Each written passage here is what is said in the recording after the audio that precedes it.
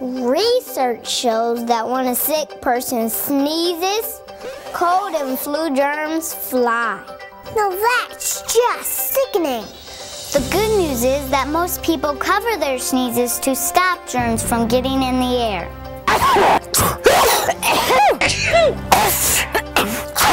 So why then do so many people get sick from cold and flu viruses?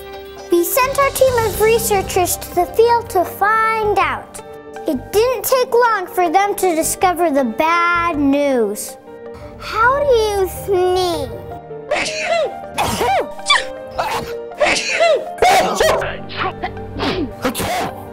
In our sample, most people use their hands to cover those sneezes, but very few wash their hands after sneezing. That's just gross. This means most sneezers contaminate everything they touch with their germ-covered hands. Yuck! New research shows that the safest way to sneeze is in your sleeve. This way the germs get trapped in the fabric and then die without spreading. Now let's see some examples of proper sneezing technique. Let's see you sneeze.